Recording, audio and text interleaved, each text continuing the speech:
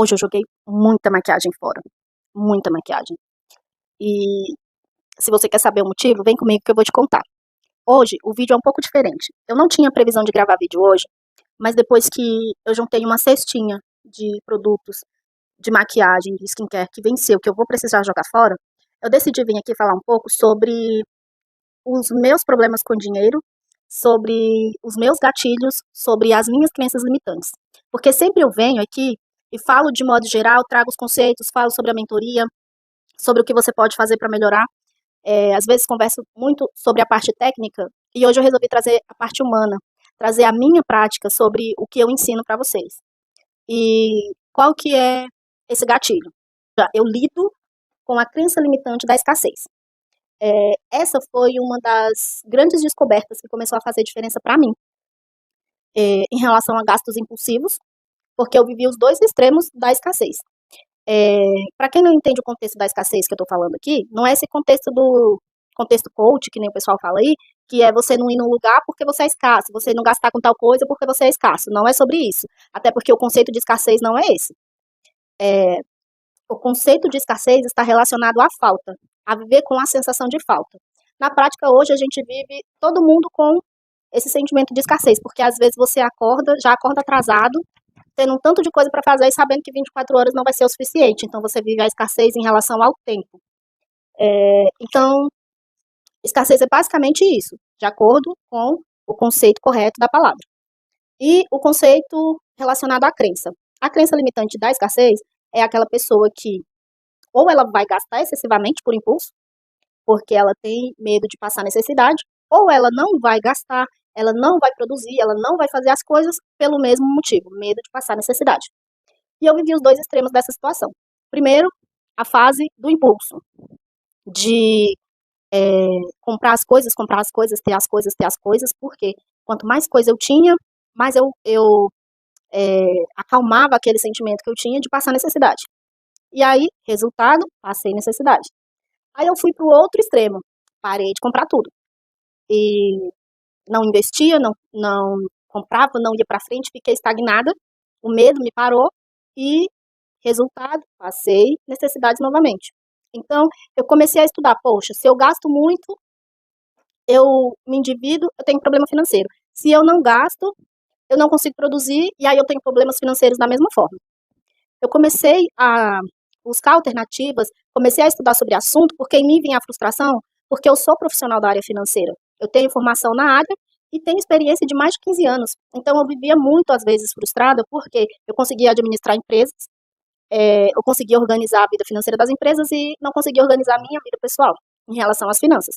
Então eu comecei a estudar sobre esse assunto, estudar sobre essas questões, sobre essas dificuldades, e foi quando eu me deparei com os estudos das finanças comportamentais.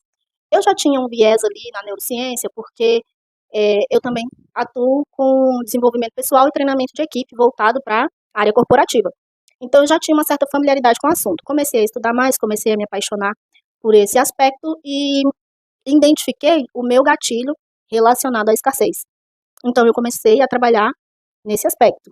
Para mim, precisou terapia. Precisei trabalhar terapia, porque o meu trauma relacionado à escassez era algo bem mais severo devido a questões que eu vivi na infância. Eu realmente tinha um trauma, um bloqueio relacionado a isso. Mas o mais importante foi identificar o gatilho da escassez que atrapalhava a minha vida. Identificando esse gatilho, eu comecei a trabalhar, comecei a tratar essas coisas. E aí eu comecei a observar meus comportamentos. O exemplo, eu ficava usando só um pouquinho de perfume, usava só um pouquinho da maquiagem, só um pouquinho do batom, porque eu gostava de usar um batom caro, porque eu gostava de usar uma base cara, mas eu não queria gastar muito com aquilo, então eu usava pouquinho. O que acontecia? Usava pouquinho, o negócio vencia, eu jogava fora e não usava. Olha só a mentalidade da pessoa. Estou economizando, economizando, economizei tanto que joguei fora, porque o negócio venceu. Aí eu pergunto a você, você faz isso? Você fica usando as coisas só um pouquinho para economizar e no final você acaba tendo que jogar fora? Pois é, isso aconteceu comigo também. Hoje ainda acontece. Por quê? É, não com tanta frequência, não como acontecia antes, mas ainda acontece. Por quê? Porque alguns gatilhos são processos. Você não é só você identificar, é um processo de tratamento, de cura, de acompanhamento que você vai fazendo e você vai se recuperando daquilo. E também no meu caso tinham coisas que quando eu acordei para a vida, quando eu decidi mudar, fazer diferente, elas já estavam com um prazo ali de validade um pouco mais para lá do que para cá. Então acaba que vence mesmo e a gente tem que se desfazer disso. A realidade é que eu ainda tenho muito que melhorar, ainda tenho muito autoconhecimento pela frente, eu ainda tenho muito que me desenvolver. Mas eu queria trazer isso aqui porque às vezes eu apareço nos vídeos trazendo sobre as questões financeiras, sobre a questão emocional, psicológica, sobre as neurociências dentro ali das finanças, e parece ser tudo muito simples, parece ser tudo muito fácil, mas não é. Como eu falei para vocês, já tenho mais de 15 anos de experiência trabalhando nessa área de neurociência, desenvolvimento, comportamento, estudando sobre esse assunto, já tem mais ou menos 4 anos que eu atuo nessa área, e ainda assim eu lido com as minhas dificuldades, eu lido ainda com as crenças que eu tenho trabalhado para superar. Algumas, graças a Deus, foram muito rápidas, estava fácil de identificar e resolver, e outras já estavam enraizadas em mim há tanto tempo que parecia que fazia parte de mim, quando na verdade era um bloqueio que criou hábitos extremamente ruins e eu precisei trabalhar muito para me livrar desses hábitos.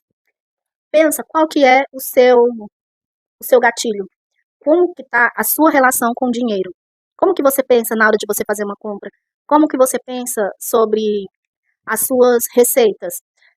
Sabia que a escassez, ela também funciona nessa parte, na área da sua captação de receita? Se você é um empreendedor, você tem que se atentar se você não tem esse gatilho da escassez, porque isso atrapalha o desenvolvimento da sua empresa, como atrapalhou na minha, como já atrapalhou a vida de alguns dos meus clientes.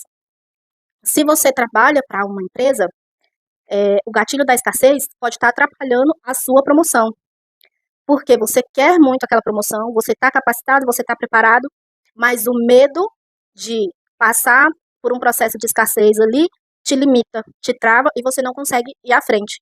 E aí, às vezes, você não melhora de vida, não melhora os seus recursos financeiros, não tem como fazer investimentos. Por quê? Porque essa limitação da escassez ainda está te travando. E eu estou falando exclusivamente dessa porque essa também é a minha principal e eu me identifico muito com ela e sei que muita gente vai se identificar, vai entender muita coisa que acontece com você, que passa com você, que tem essas dificuldades, que sabe que está preparado, mas está travado. Seja no seu empreendimento, seja na empresa que você trabalha, por conta do gatilho da escassez. Então, reflita sobre quais têm sido as crenças limitantes que têm te travado. E outra coisa, que eu acho importante compartilhar aqui nesse finalzinho, sobre a crença limitante. Eu estou usando o termo crença limitante porque já é um termo comum, é um termo que é muito utilizado, a maioria das pessoas conhece, mas não pense que isso é papo de coach. Crença limitante não é papo de coach.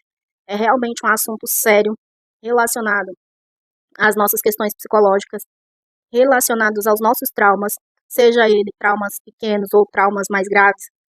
Eles ficam de alguma forma enraizados em nós, de alguma forma eles refletem nos nossos comportamentos, nas nossas decisões, e ao contrário do que se pensa ou do que se é falado sobre as finanças, finanças tem uma parte sim que está relacionada às emoções, que está relacionado à tomada de decisões de forma automática, de maneira impulsiva.